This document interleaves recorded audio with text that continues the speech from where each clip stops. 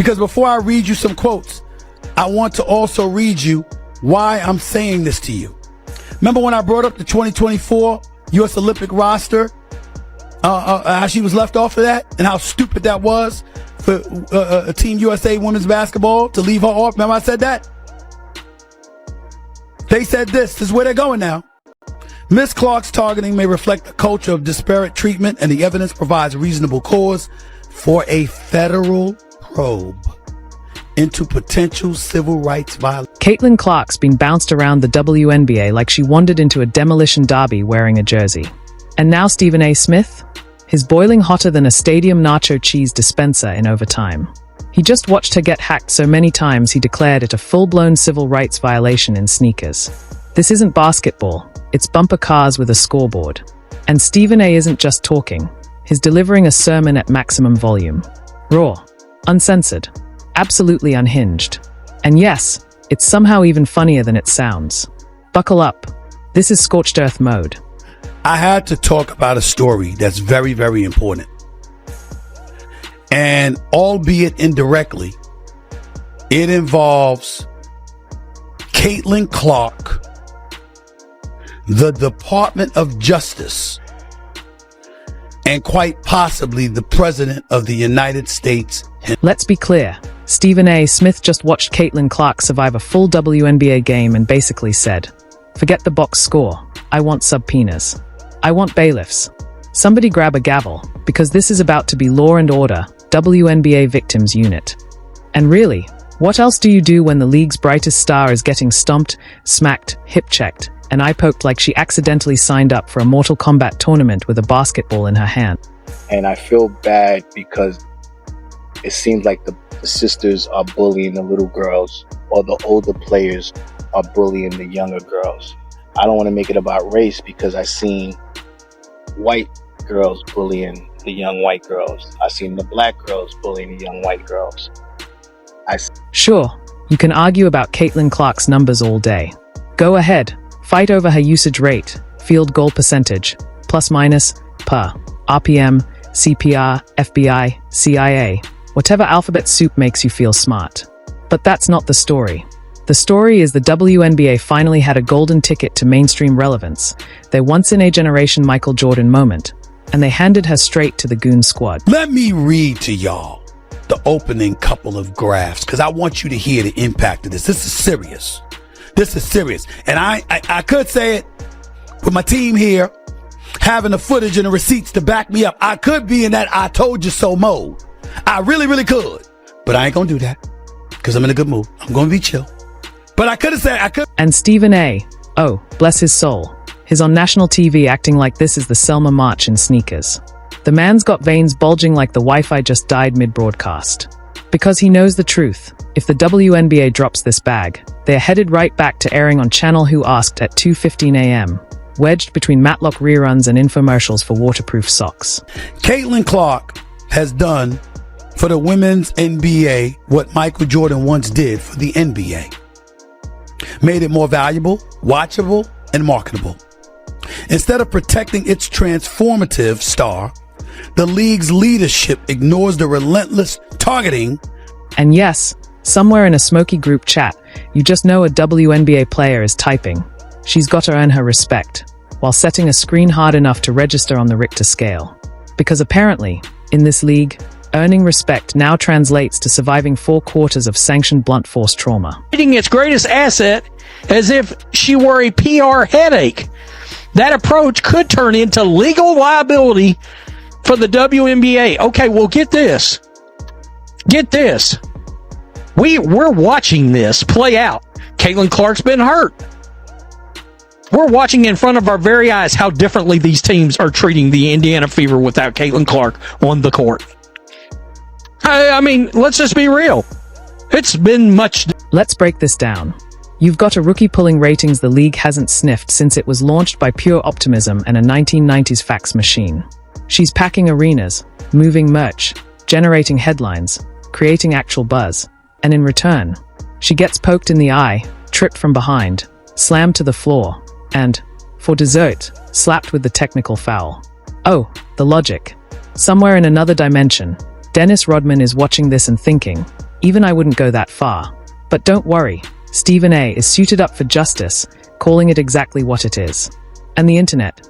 Oh, they are having a field day. Replies rolling in like, she flops. She needs to toughen up. What about the other players who've suffered? Ah yes, the Olympics of victimhood. The Hunger Games of empathy. The prize? Watching someone else get decked and proudly declaring, well, I had it worse, so quit whining. We are watching an entire league gnaw on its own future. It's like someone handed them a golden goose and they said, perfect, let's turn it into hot wings. WNBA, y'all are in trouble. I told y'all didn't want to protect my precious CC. Now y'all getting hit with a civil lawsuit for targeting. You hear me? And then this stuff is documented. That don't even make no sense from players just speaking freely, thinking that they won't have no consequences. That means somebody had them on the payroll. You know what I'm saying? She done had 4 injuries within like a month and a half. Disgusting. And please, spare us the physicality as part of the game's speech. We've seen physical. We've seen playoff basketball. We've seen elbows, box outs, and hard fouls. This isn't that. This is the WNBA's new unofficial rulebook. If she's popular, make her regret it. Meanwhile, somewhere on a podcast nobody asked for, a player is probably saying people only like her because she's white.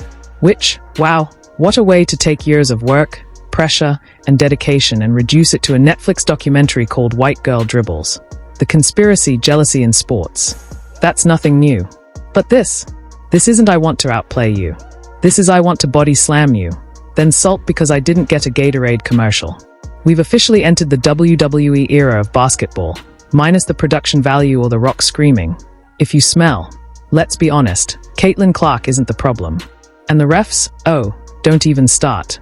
These officials are out here playing whack-a call. There's more consistency in a toddler's bedtime than in these foul decisions. Remember I talked about people being jealous?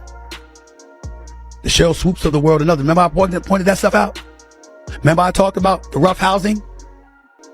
Remember I talked about all of that? Let me read further. This would mirror the Equal Employment Opportunity Commission investigation into the Erica Hamby's pregnancy discrimination claims against the WNBA and her team. Congress and Labor and Justice Departments would be justified in examining the facts.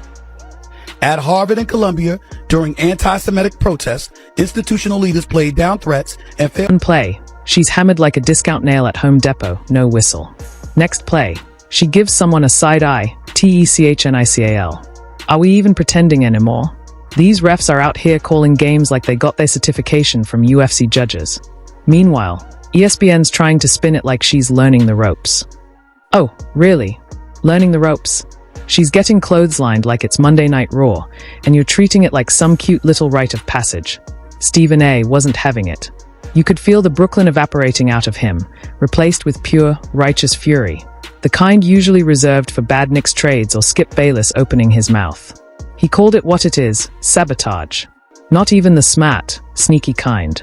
The clumsy, obvious, jealous kind that turns the WNBA into a meme before it even goes mainstream.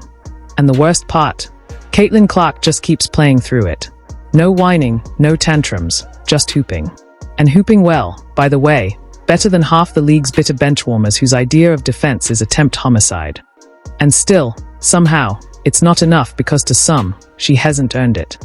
Ah yes, the sacred, ever-shifting definition of earning it. Which in this case just means, we don't like that people like you. Who was top 4 in MVP voting last year, the assist leader last year, galvanizing talent that has done wonders for the NBA. If she is seen to be physically getting abused on a basketball court in a way that is such a clear and flagrant discrepancy compared to what happens to others, that man. You could drop Caitlin Clark into a volcano, have her drain a 3 while being dive tackled by a pterodactyl, and somebody would still say she needs to prove herself. At this point, it's unintentional dark slapstick, like watching someone tumble down the stairs while yelling, "I'm a professional." Let's be real. This whole mess is what happens when ego and insecurity meet in a back alley and decide to mug the future of women's basketball. And it's not just the fouls, it's the silence. Where's the outrage? Where's the statement? Oh, that's right. too busy firing off cryptic tweets about protecting the game while simultaneously launching themselves at the one player actually keeping the league relevant. And the league office? Radio silent. Like if they just ignore the concussion protocol violations, maybe they'll vanish into the void. Imagine if LeBron's rookie year had been treated this way. Let him fend for himself. He's tough, right? Oh, she's tough. No doubt. You have to be when you're playing every night with a target on your back, while also being somehow blamed for everything from racial tensions to player pay disparity to, apparently, the global water shortage. The kind of stuff that's happening and has been happening over the last few months is because of Caitlin Clark. I got some of the stats in front of me to validate it. Because you see, I bring receipts. And I'll get to why I'm really pissed off in a few minutes. WNBA Draft 2024 drew 2.446 million viewers to ESPN on Monday night, making it the most watched draft in